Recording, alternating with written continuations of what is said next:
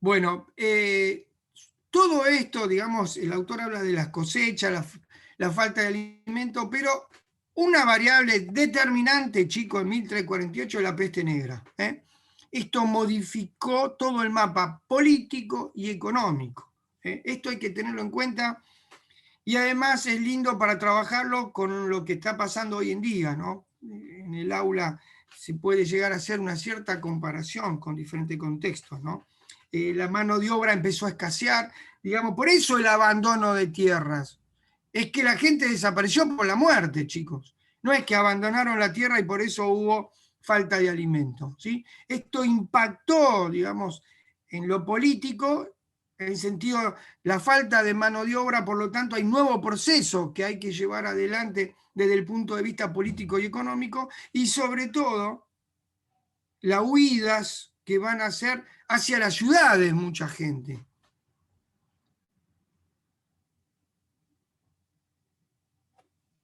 ¿Por qué, chicos, va a haber gente que van a migrar hacia las ciudades? Porque las condiciones de vida eran distintas. Es lo que dice la autora.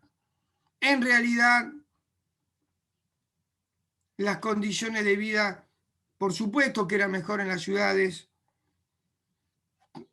Esto es una vista desde la civilización, ¿no? Una visión, otra característica de la historia social, ¿no?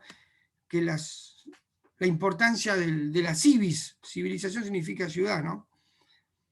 Que en realidad es la demanda de mano de obra, ¿sí? Porque también afectó a las ciudades. Un apartado que hace la autora muy acorde a Anderson, podríamos decir, que es justamente la expansión de la producción manufacturera, sobre todo en pequeños, podríamos decir pequeños pueblos o pequeños propietarios, digamos, hay una nueva redistribución de la tierra, podríamos decir, de propietarios libres, dice la autora. ¿En dónde se da? Por supuesto que en las Islas Británicas, como lo sostenía Anderson. Esto dio la conformación, según la autora, de estratos medios, llamado clase media, por supuesto, en la actualidad. Y esto permitió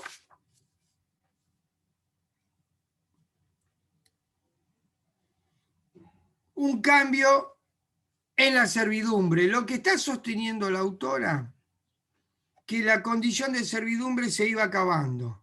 Por lo tanto, esto es un aspecto, cuando dice servidumbre significa que los señores feudales ya están siendo despojados. O sea que la base social, feudal, que eran los campesinos y el señor, por supuesto que es una mirada económica la que hace la autora, ¿no? Porque dice que estos campesinos ya no van a estar bajo la servidumbre, sino se van a transformar en asalariados. Hay un nuevo mercado de mano de obra. ¿Que se dio en la isla británica? Sí, en Francia fue diferente.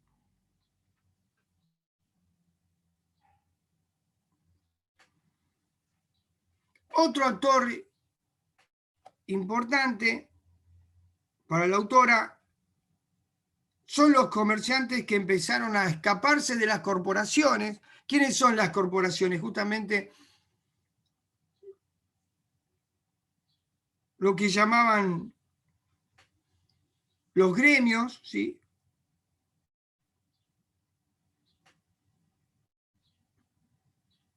Ya que competían con ellos, los comerciantes empezaron a llevar a estos asalariados a que también no solo cultiven, sino que también trabajen en la manufactura. ¿En qué? En la manufactura textil, chicos. Esto es muy importante, porque descentraliza el poder de la ciudad y de los artesanos. Fíjense, esto es una estrategia política desde el punto de vista económico.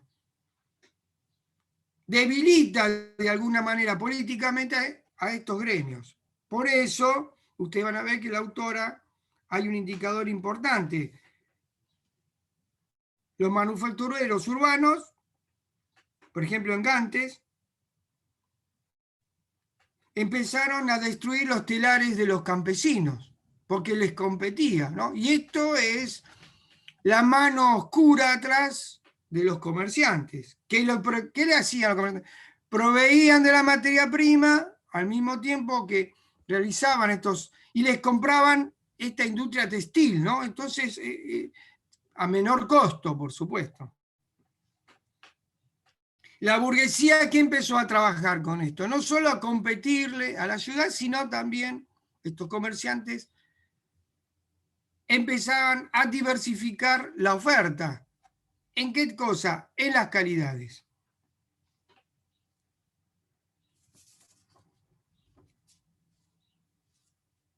¿Alguna pregunta? ¿Ninguna? Bien. Para cerrar, podríamos decir que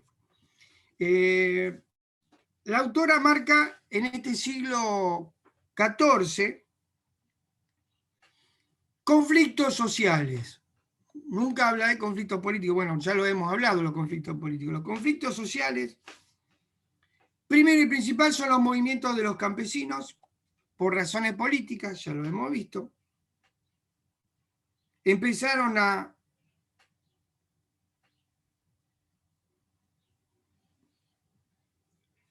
mirar hacia otros lugares y señala dos movimientos importantes, la Jacquerie francesa en 1358. Fíjense que en 1358 fue después de la peste negra. ¿Estamos? Este dato es importante. Y luego el levantamiento inglés en 1381. Esto está íntimamente relacionado con la peste negra, ¿no? Cómo van modificando o modificó el mapa político y económico. La segunda es los levantamientos de los nobles, ya que el desorden de la hacienda real, o sea, la muerte del rey, hace todo un movimiento político. ¿Dónde va a estar el poder, no? Un poco lo que decía Martín. Y el autor habla de fluctuaciones monetarias. La fluctuación monetaria, ¿quién la va a hacer, chicos? El mercader y la burguesía.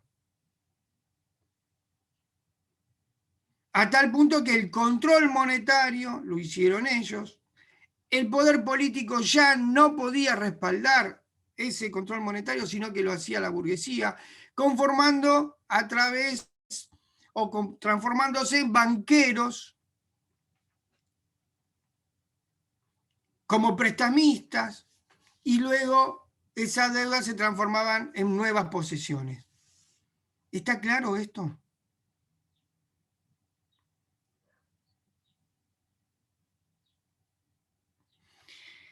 La tercera cuestión social de la autora es en el siglo XIII y todo el siglo XIV, los movimientos urbanos y rurales, cómo fueron reprimidos,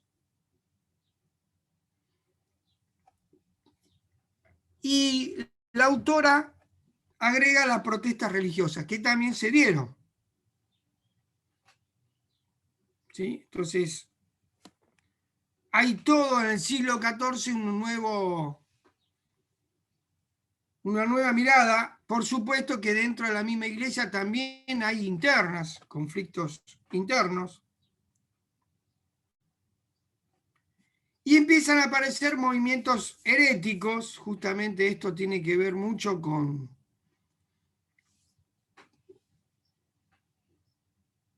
después de la peste negra, que también cambia todo la cosmovisión de la época, ¿no?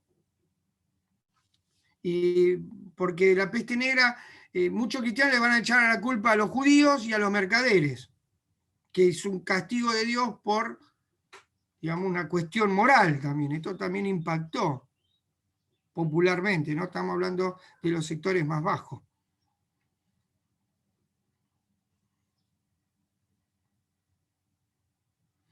Y ya en el siglo XVI, podríamos decir, viene una nueva cultura, la cultura laica, donde se pone el acento en la razón, intelectuales, que algunos van a ser llevados a la hoguera y otros también van a ser asesinados de un lado y del otro.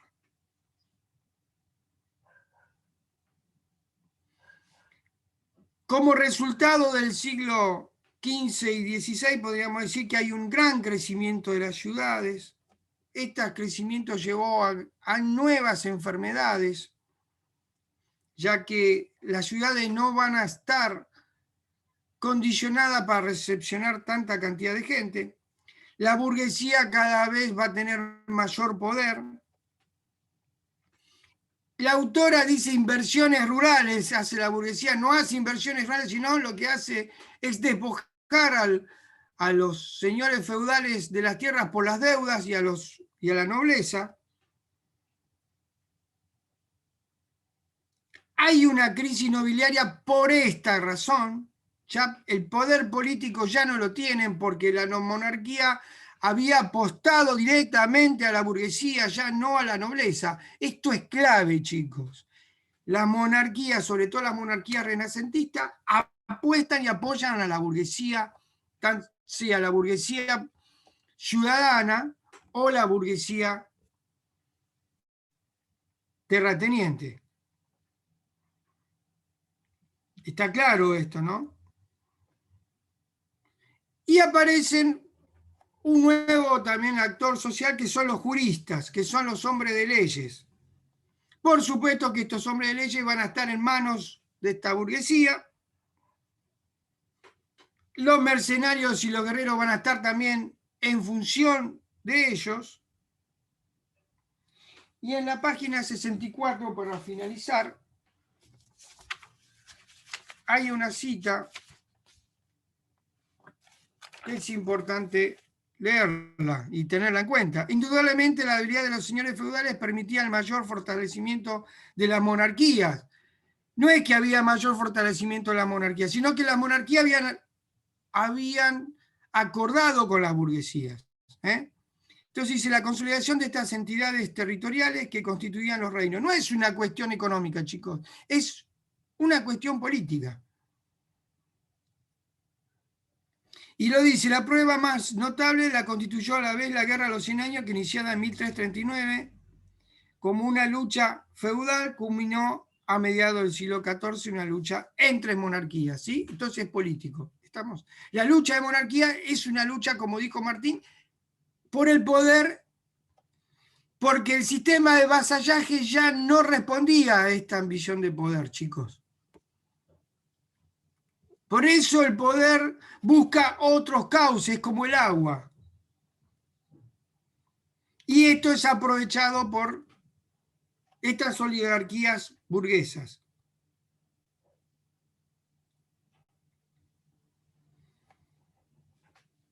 Y acá es la iniciación de las nuevas estados, la formación de estados modernos, que de a poquito se van a ir conformando. Listo, esto es lo más importante de este texto. ¿Alguna pregunta, chicos?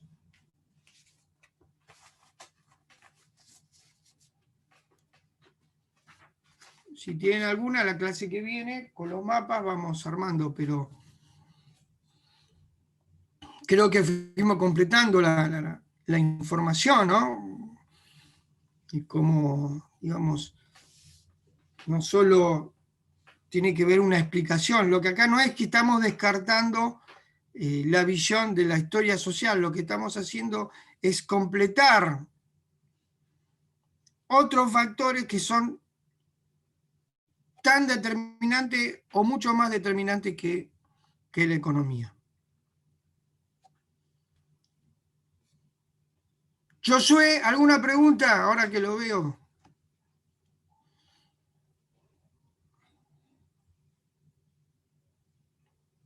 Profe, una consulta. Sí, María. Ya estamos hablando del ciclo quinto, 16, no, 15, 16, ya estamos hablando del capitalismo como tal, ¿no? Y está en surgimiento el capitalismo, sí. No tanto, porque estamos hablando de que el siglo XV estamos hablando del descubrimiento, el mal llamado descubrimiento de América, así que comienza un nuevo proceso, ¿no?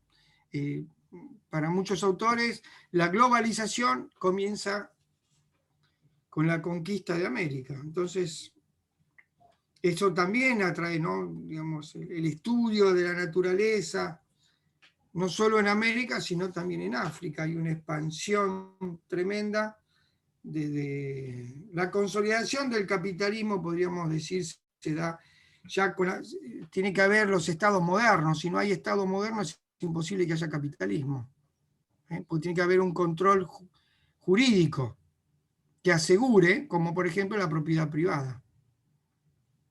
Entonces tendríamos que decir ya siglo XIX y XX, la consolidación casi de un capitalismo propiamente dicho.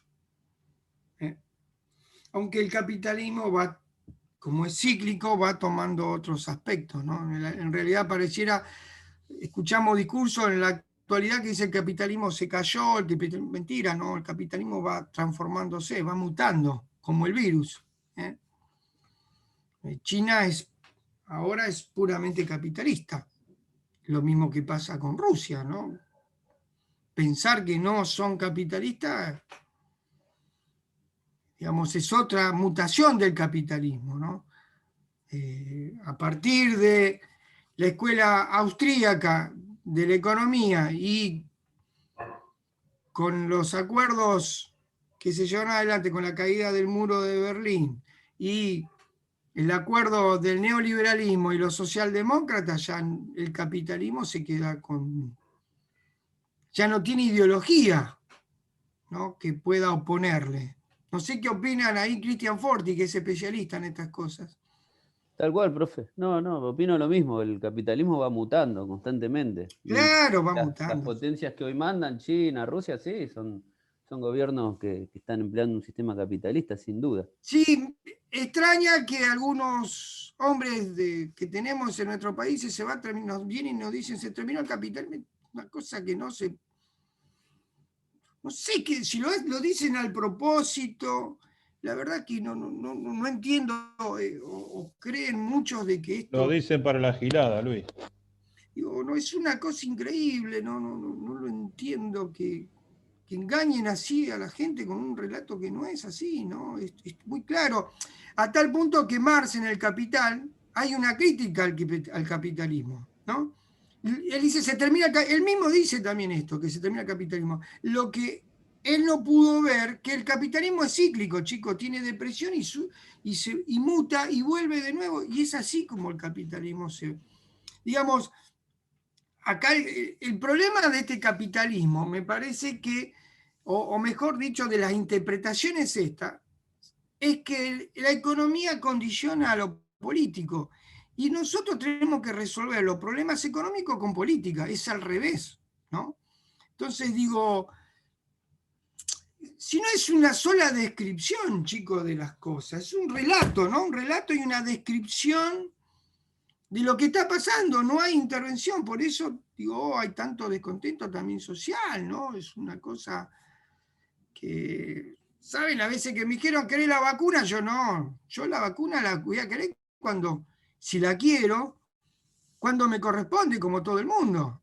Es una cosa increíble esto, ¿no? Esta idea de privilegio que muchas veces está ahora muy fuerte, ¿no? Esta idea de ser privilegiado, ¿no? Yo quiero ser el primero, una cosa que llama mucho la atención, pero bueno, tal vez quieran que tengamos una nueva época, creo que no sé si van a lograr que seamos una nueva época, porque para esto tiene que haber un cambio cultural. Yo sé que vienen por un cambio cultural, pero me parece que el pueblo bajo, y sobre todo americano, tiene otra cosmovisión, ¿no? No es esta.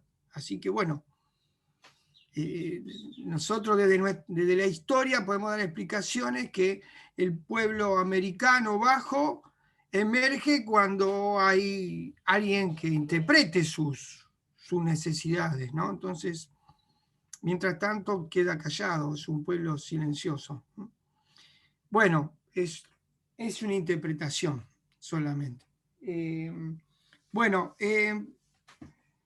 ustedes vieron que le subí el tema de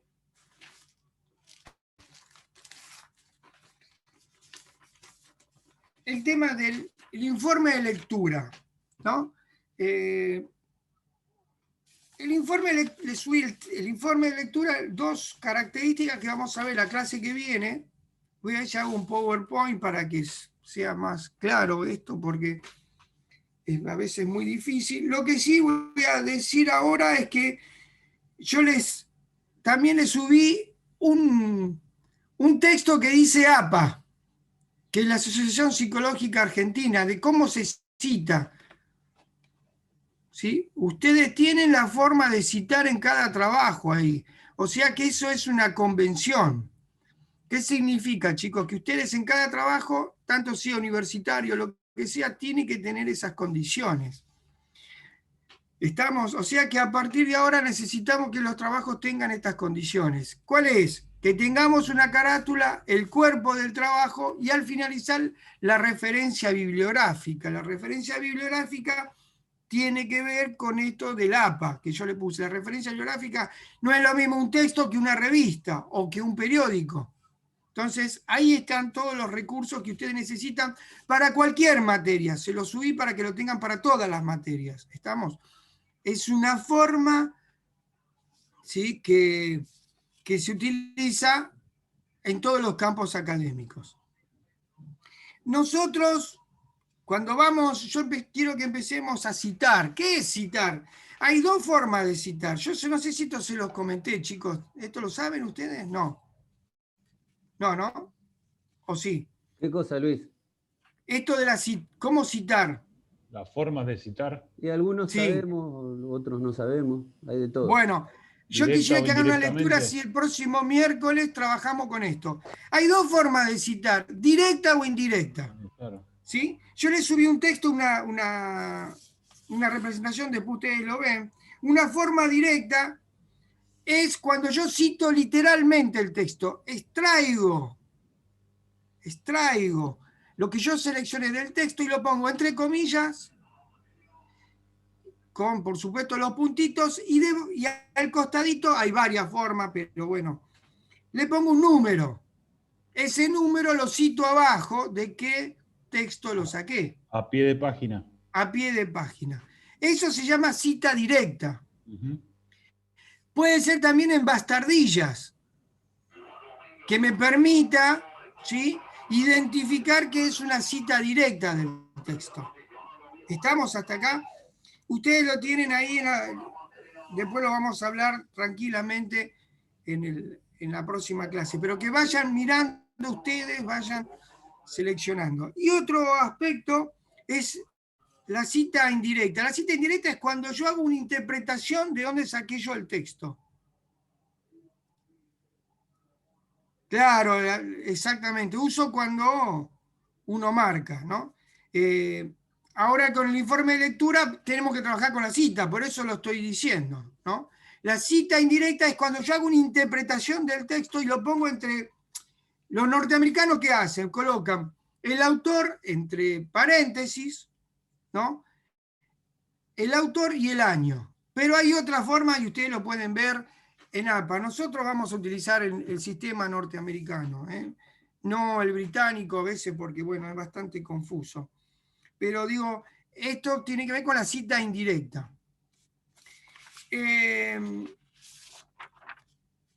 ¿Qué es un informe de lectura? El informe de lectura es un informe objetivo, no subjetivo. ¿Estamos? ¿Por qué? Porque estoy trabajando con las fuentes. yo voy a citar mis fuentes a través de este tipo de citas, directas o indirectas. Mayormente tiene citas directas. Como es objetivo, si no tendría cierta sujeción, ¿no? Es siempre en tercera persona. Siempre en tercera persona. Y tiene 3 partes, o 4, o 5, podemos decir. Primer parte, la portada, o sea, la carátula, el tema que yo voy a trabajar, la introducción. En la introducción voy a exponer el tema general que voy a trabajar. Voy a citar las fuentes. ¿Quiénes son mis fuentes? Como para... Voy a cotejar. Vuelvo de nuevo. Cotejar. Eso dentro de la introducción. Todo en la introducción. Voy a cotejar sobre los ejes temáticos que voy a trabajar o un problema. En mi exposición voy a advertir en la introducción que voy a tener 2 objetivos. Voy a complementar la información o voy a confrontar a los autores. Va de nuevo. Voy a completar la información o voy a confrontar las fuentes. ¿Está? Puedo utilizar esas 2. Es mi objetivo, el que ustedes quieran, ¿no? Es un objetivo que ustedes quieran hacer. ¿Qué es lo que quieren hacer ustedes? Es demostrar el conocimiento sobre el tema estudiado, ¿sí? Sobre el tema que a ustedes les parece que el informe debe tener en ese cuerpo, ¿no? ¿Cuál es el cuarto paso, Luis? Perdón. No, esa es la introducción, el segundo paso. El No, tercer paso... Primero era la carátula, después el tema y después la introducción. No, en la introducción colocas el tema, colocas perdón. cotejar, eso va todo en la introducción. Vas a citar la fuente que vas a trabajar, vas a citar también, si querés, los ejes de análisis que vas a hacer, los temáticos, eje temático, variables, indicadores, solamente vas a presentarlo. ¿Dónde lo vas a trabajar? En el desarrollo, que es la tercera parte, cada eje y la contraposición que dicen los argumentos de cada uno de los autores. O sea que lo que vas a hacer es, voy a completar la información o voy a confrontar los autores. En ese cuerpo, en ese desarrollo, después hay otro texto que lo marca bien, que lo vamos a leer, ¿no?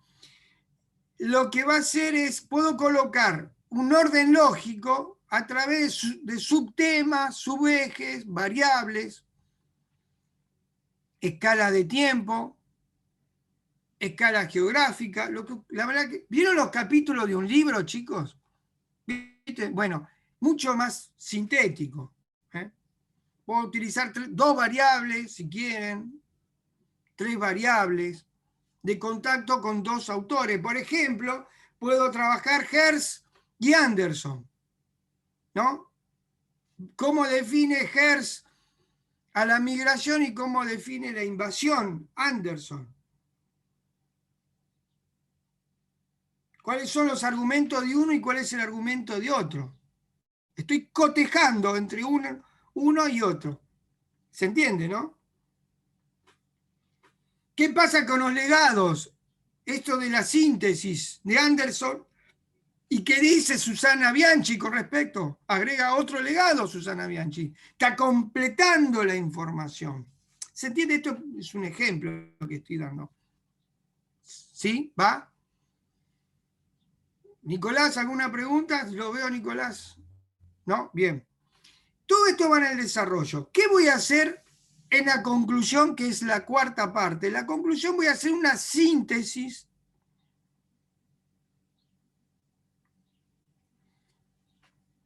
Esa síntesis tiene que ver si se cumplió el objetivo de cotejar. O sea, si complementé la información, ¿qué es lo que complementé de la información? Si confronté, tengo que colocar cuáles son las diferencias entre un autor y el otro. ¿Está? No tiene que tener más de media carilla eso. ¿Estamos? Igual yo lo vamos a profundizar la clase que viene, pero vayan leyendo lo que yo les voy diciendo. Y el último punto es la referencia bibliográfica. ¿Qué voy a hacer? Voy a colocar de dónde cada una de las fuentes que yo tomé como referencia. Va apellido, nombre, título de la obra o del texto, el capítulo que extraje, la editorial, dónde se imprimió el texto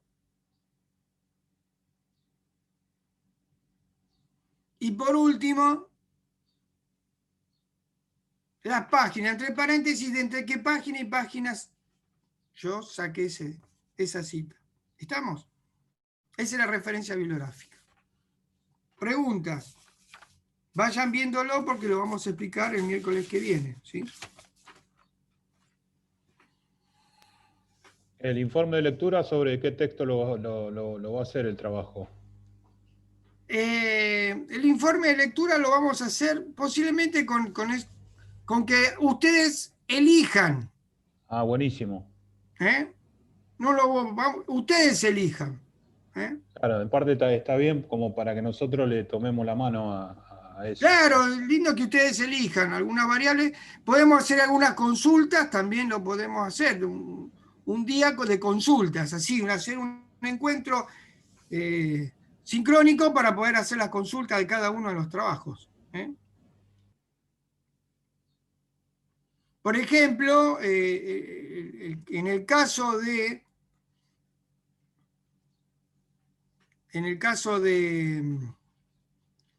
Pirene, ¿cómo confronta con Gersen esto también, no? ¿Qué dice Pirene?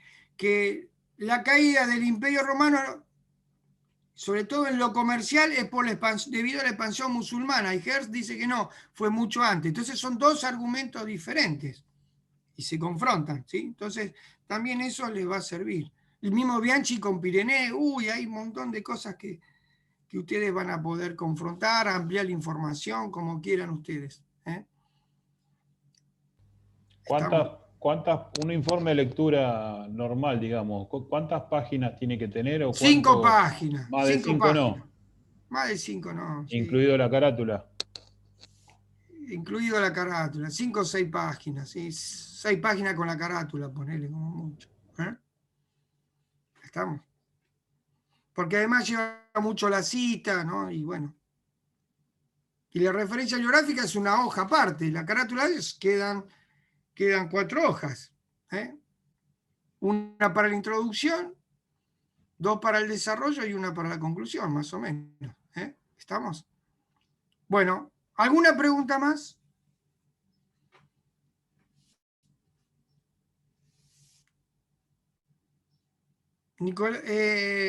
Eso voy a pedir mucha precisión, chicos, el tema del informe de lectura, y luego al final del año vamos a hacer una reseña histórica de un texto. Van a tener que leer un libro. Esto el informe de lectura lo vamos a dejar para después del receso invernal. La entrega. ¿Estamos? Para que lo hagan tranquilo y además no afectar también, para que se presente a los finales algunos. ¿Estamos? Ya posiblemente la semana que viene. Perfecto el tiempo, perfecto. Perfecto, sí, es un poco, para que lo vayan haciendo tranquilo, no quiero cosas apuradas, ¿no? Entonces lo van haciendo tranquilo. Y después la reseña histórica, vamos a hacerla ya en septiembre voy a dar las consignas, que la reseña lleva 3 páginas, como mucho, 3, 4 páginas. Pero hay que leer el texto. Y bueno, eso lo vamos para presentarlo en octubre, noviembre. ¿Estamos? Y los trabajitos estos son lo que ustedes ven los trabajos, es lo que yo expongo mayormente en estos encuentros. Así que ustedes escuchan los encuentros y se completan los trabajos casi solos. Si ustedes hacen una lectura previa, también esto les permite a ustedes mayor precisión.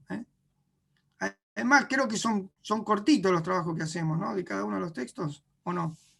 O más o menos, ¿sí? Bueno, me gustaría también esto, antes de fin de año, preparar la red conceptual con ustedes para el final. Y bueno, si hay algún repaso que hay que hacer, por favor, me lo dicen. Sí, nosotros lo hacemos acordar de eso. ¿Estamos? Bárbaro. Bueno, no sé si hay algo más. Cristian, María, No, Nicolás. yo no. Por mi parte no. No, nada, por eso hay que preguntar.